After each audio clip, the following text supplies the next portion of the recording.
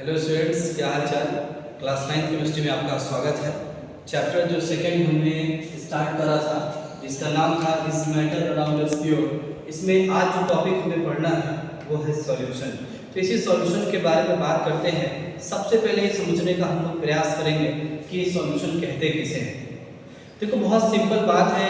अगर आपको याद हो कि हमने मिक्सचर में दो टाइप बताया था, एक होमोजेनियस मिक्सचर और एक हेटेरोजेनियस मिक्सचर। तो वो जो होमोजेनियस मिक्सचर होता है वो होमोजेनियस मिक्सचर जिसमें आप जानते हो कि अगर दो चीज़ों को मिलाते हैं तो वो इस कदर मिल जाता है कि जिसको मिलाया है हमने उसका एग्जिस्टेंस दिखता नहीं है।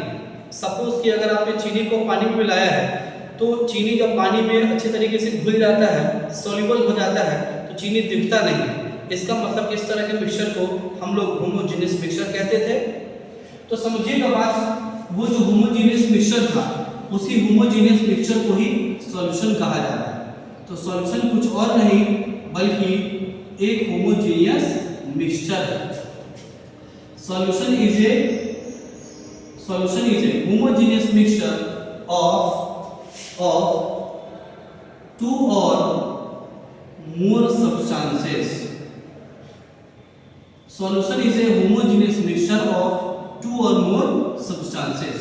तो यही बेसिक सा बात है स्टूडेंट्स। इस होमोजेनियस मिक्सचर में आप ऑलरेडी जानते हो कि होमोजेनियस मिक्सचर कहने का मतलब एक ऐसा मिक्सचर जिसमें कोई लेयर फॉर्म नहीं होता है और जिन दो चीजों को आपस में मिलाते हैं वो इस तरह से मिल जाता है कि उसका डिस्ट्रीब्यूशन हर जगह सेम होता है। चीनी को आपने पानी में लाया है तो चीनी थ्रू आउट द वाटर पूरे पानी में क्या होता है, बराबर बराबर हर जगह मिला होता है। तो इस तरह के डिस्ट्रीब्यूशन को हमने कहा था यूनिफॉर्म डिस्ट्रीब्यूशन कहा था। यूनिफॉर्म डिस्ट्रीब्यूशन कहा था। तो यूनिफॉर्म डिस्ट्रीब्यूशन हो और कोई लेयर फॉर्मेशन नहीं हो तो ऐसे मिक्सचर को होमोजेनियस मिक्सचर, और ये होमोजेनियस मिक्सचर इसमें दो या दो से अधिक सब्सटेंसेस को हम लोग आपस में मिलाते हैं, यही कहलाता है सॉल्यूशन कहलाता है। ठीक है बात। तो ये आप समझ गए हैं। इसके बाद हमें अब समझना चाहिए कि अगर ये तो सॉल्यूशन है, लेकिन अगर हम एग्जैक्टली बात करना चाहें कि हम कितने सब्सटेंसेस को आपस में मिक्स करें, तो अगर आप दो सब्सटेंसेस को मिक्स करके सॉल्यूशन बनाओगे तो इसको हम लोग बाइनरी सॉल्यूशन कहेंगे। अगर तीन कंपोनेंट्स को मिलाकर एक सॉल्यूशन बनाओगे जिसको टर्नरी सॉल्यूशन कहेंगे। और अगर आपने चार कंपोनेंट्स को मिलाकर, चार सब्सटेंसेस को मिलाकर एक सॉल्यूशन बनाया है तो उसको क्वाटरनरी सॉल्यूशन कहेंगे। मतलब अभी आपने बाइनरी सॉल्यूशन सुना, टर्नरी सॉल्यूशन सुना और क्वाटरनरी सॉल्यूशन सुना। ये सॉल्यूशन कैसे बन रहा है? ये है तो सॉल्यूशन, ये है होमोजेनियस मिक्सचर, लेकिन इस मिक्सचर में, इस सॉल्यूशन में हमने कंपोनेंट्स कितना लिया है, इसके कॉम्बिनेशन के आधार पे हमने सॉल्यूशन को टाइप्स बना दिया। तो आइए जरा स्टूडेंट्स यहाँ पे लिखता हूँ मैं, अब देख लीजिए इस बात को। तो सबसे पहला जो सॉल्यूशन है, इस सॉल्यूशन को कहा जाएगा बाइनरी सॉल्यूशन। और इस बाइनरी सॉल्यूशन का क्या मतलब होगा? एक ऐसा सॉल्यूशन, एक ऐसा होमोजेनियस मिक्सचर जिसमें कितना कंपोनेंट्स आपस में मिला हो, दो कंपोनेंट्स आपस में मिला हो। और इसके बाद अगर हम लोग समझे कि तीन कंपोनेंट्स अगर आपस में मिला हुआ होगा तो इस तरह के सॉल्यूशन को हम लोग कहेंगे टर्नरी सॉल्यूशन।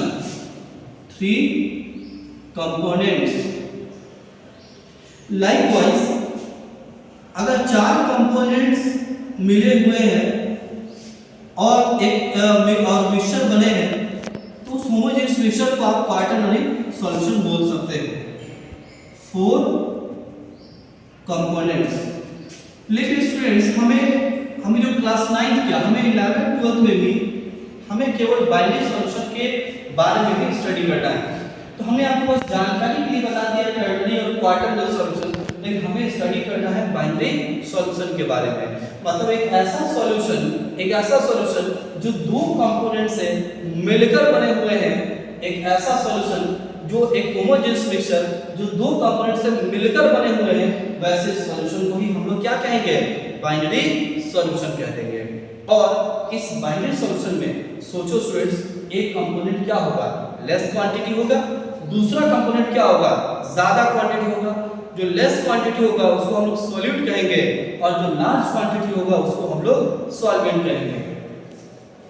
तो मैं यहाँ पे लिख देता हूँ कि बाइनरी सॉल्यूशन में दो कंपोनेंट्स हैं, एक सॉल्यूट और दूसरा हो जाएगा सॉल्वेंट। सॉल्यूट वो होगा जो लेस क्वांटिटी कंपोनेंट होगा, लेस क्वांटिटी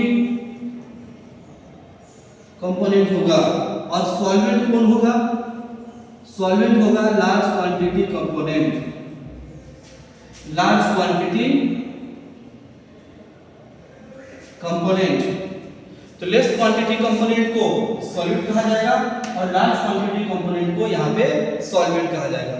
उम्मीद है स्टूडेंट्स इतनी बात आप समझ गए होंगे। अब हम लोग इसी बात को आगे बढ़ाते हैं। अब इसी में हम लोग को समझना होगा, सॉल्यूशन का टाइप को समझना होगा, सॉल्यूशन का टाइप समझना होगा। जैसे सॉल्यूशन का देखो अलग अलग बेसिस पे टाइप्स आता है अलग अलग, लेकिन फिलहाल हम लोग जो पढ़ना चाहते हैं, एक आ जाता है सैचुरेटेड सॉल्यूशन, दूसरा आ जाता है अनसैचुरेटेड सॉल्यूशन, और तीसरा आ जाता है super saturated solution, super saturated solution. तो सबसे पहले समझते हैं कि अनसैचुरेटेड सॉल्यूशन किसे कहते हैं, अनसैचुरेटेड सॉल्यूशन किसे कहते हैं। तो इसके लिए क्या है कि आप समझिए स्टूडेंट्स, एक बीकर है और इस बीकर में आप ये मान लो कि 1 लीटर पानी है, और इस पानी का जो टेम्परेचर है इसको मान लो कि 30 डिग्री सेल्सियस है।